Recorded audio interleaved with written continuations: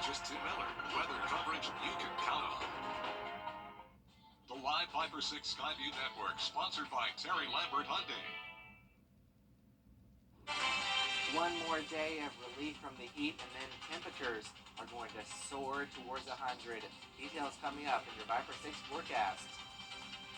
Right now on News Channel 6 at 4, the race for mayor in Aiken is not over yet. A look at what happens from here. Also ahead, the push for more minority organ donors. And this is just a new beginning, a new horizon. USC Aiken welcoming a record number of new faces to campus as News Channel 6 at 4 starts now. Live from Television Park, this is WJBF News Channel 6 at 4. Good afternoon, everybody. I'm Brad Means. Thanks for joining us. Jenny is on assignment. Coverage you can count on begins in Aiken, where the city could have a new mayor. Take a look at. Abortion is also banned 6 weeks and later in Georgia, with exceptions.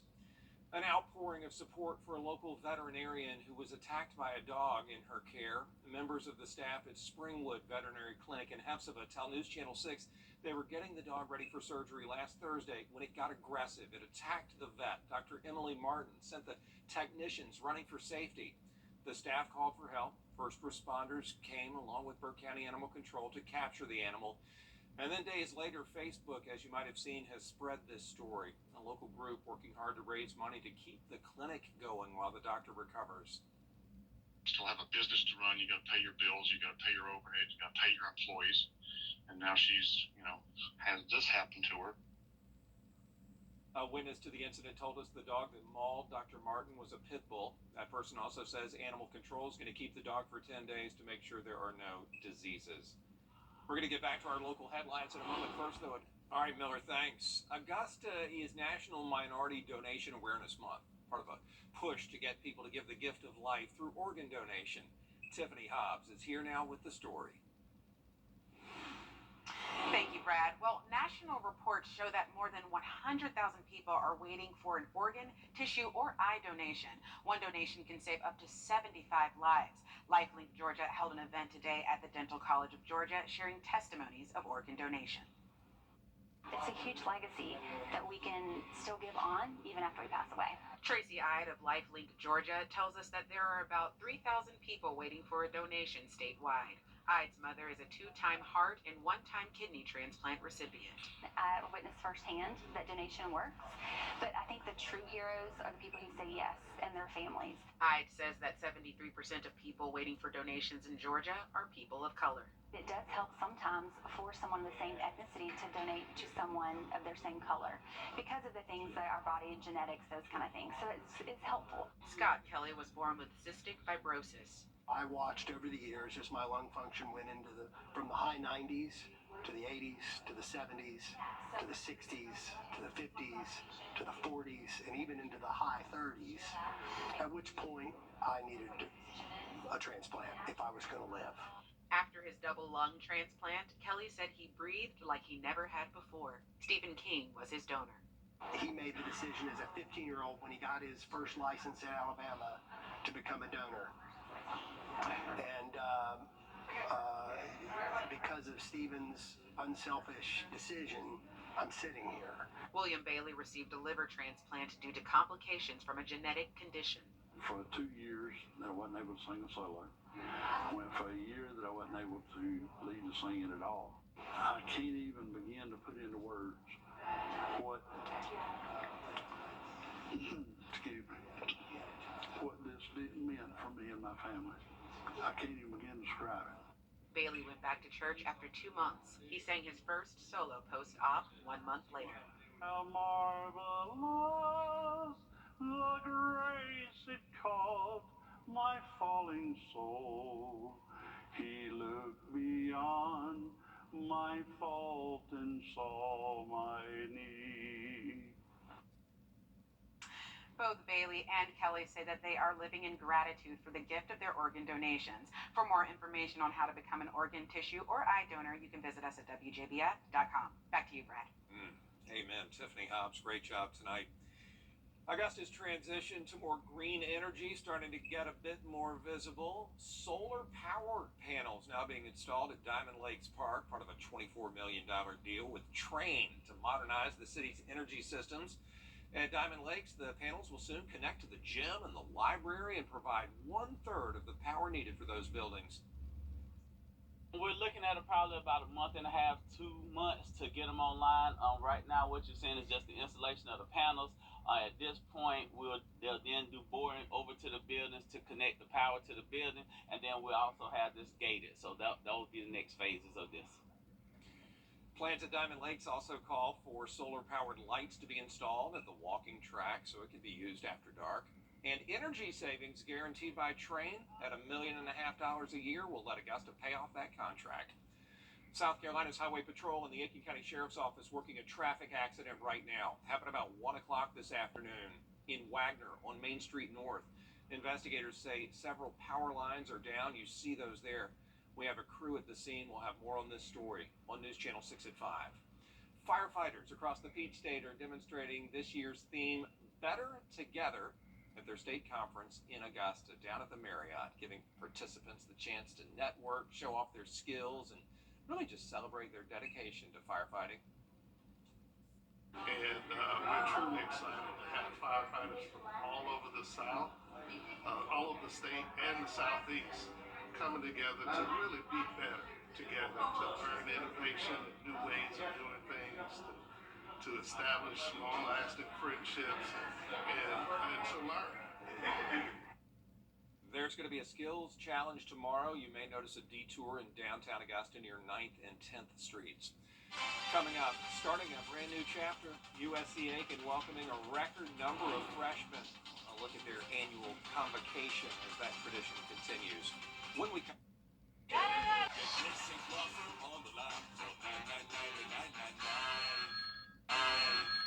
Snakes, rodents, and mold. The excitement is in the air as a brand new chapter begins at USC Aiken today. The fall semester underway. Here's Graham Lee. It's time to celebrate the new school year. And for USC Aiken, that means celebrating one of its largest incoming freshman classes. We're expecting approximately 640 freshmen, which would be one near record for USC Aiken. The new students got a taste of a new tradition at USC Aiken Wednesday. They made the trot from the historic Quad Fountain across the bridge and ending up at the Convocation Center, where staff welcomed them with open arms. Students say they are thrilled for what's to come. I'm super excited. I love meeting new people. I'm excited for just meeting so many people, leaving an impact, getting involved. I think it's a good opportunity for all of us, especially to work together to make a difference. My hope overall is to excel, not just academically, but socially, physically, in every aspect that I need to. And overall, just have a good year with everybody that I come across. Just spread love, joy, positivity. Hendricks hopes these students will get the tools they need for a successful future. But for now, having them here is helping the success of the university. We want this to be a group that helps us to build as we continue to grow the university. We want a larger freshman class next year. So we're looking for great things out of this group. The school has been celebrating excellence for the last 60 years. And as class starts tomorrow, the expectation is the same for this historic group. In Aiken, Graham Lee, WJBF, News Channel 6. Well, today, as Miller and I talked about moments ago, got a bit of a break from the heat. The question is, how long will the relief last? My friend Miller is back with the information you need on News Channel 6 at 4. Brad? Thanks a lot, Miller. An old pecan plant in Harlem, Georgia is on the market, and after yet another price reduction, people who live there say they're ready to see it sold. Hannah Latier shows us what they're hoping will go there. Originally known as Tracy Lucky Pecan Company, the plant was a staple in downtown Harlem from 1950 until it closed a few years ago. Now, the empty building is wasting away. It was bought in 2007 by Chase Pecan LP that owns San Saba Pecan. They closed the plant in 2018. The nearly 87,000 square foot building with the almost 4-acre lot went on the market for close to $1.1 million. Now it's priced at $690,000. People who live and work in downtown Harlem hope that someone buys it soon and puts something beneficial there. Personally, being right here in the middle of town, I'd love to see something fun. Something that's going to bring either tourism or retail business or even residential into town. And it's such a vital location right here in the middle of town that it's sitting empty is hurting. People I spoke to also hope that whatever goes here fits with the downtown atmosphere. You can find out more information about the property at WJBF.com. In Harlem, Hannah Latier, WJBF News Channel 6. Still ahead, gaming for all ages.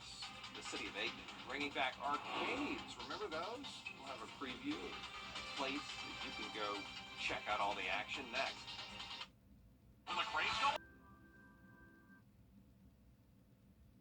Fans of retro pinball and arcade games are excited about a brand new business making its way to downtown Aiken.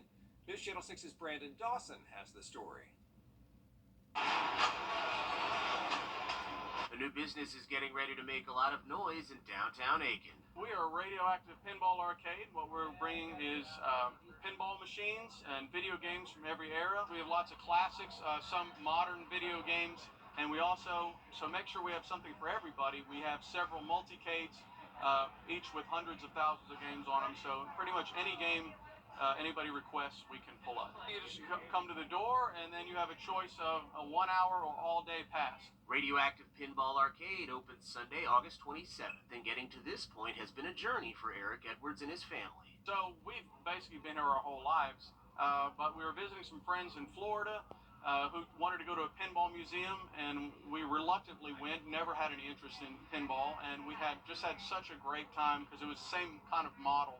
You go in, you pay once, you play all day, and a couple hours later, we didn't want to leave, so we sought out other places. There were similar business models all over the Southeast, and we decided we wanted one of our own. The business recently had a sneak peek to show off their new facility, and people from around the community were there to show their support. It has been incredible. Everybody seems to be so excited. If nothing else, you can judge it by all the face prints on the window here for people trying to get a glimpse. I'm ecstatic. Everybody's been saying that we need more entertainment downtown, more activities for young people. This is for young people, but it's for older people too. As a grandmother, and we have 4 grandchildren, this fits us perfectly. Yeah. And to have a young couple coming into downtown Aiken and bringing this to the community is much, much needed.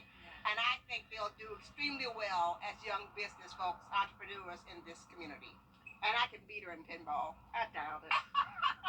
Radioactive Pinball Arcade is ready to be an exciting addition to the CSRA, and they appreciate all of the community support they received along the way.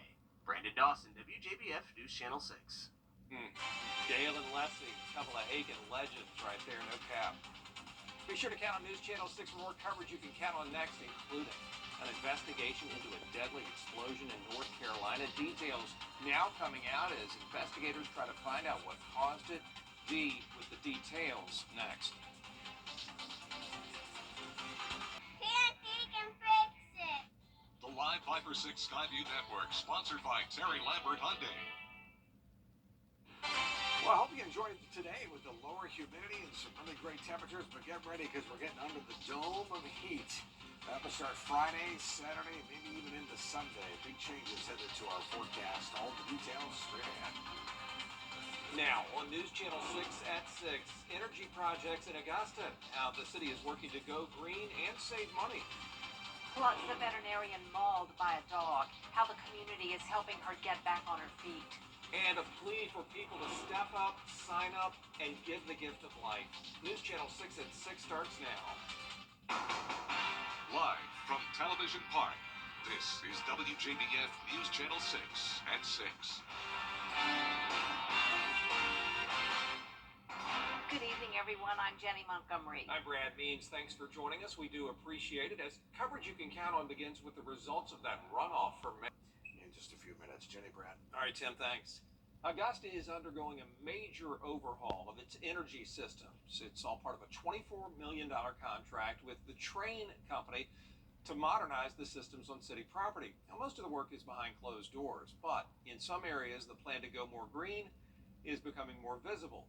George Escala has the story.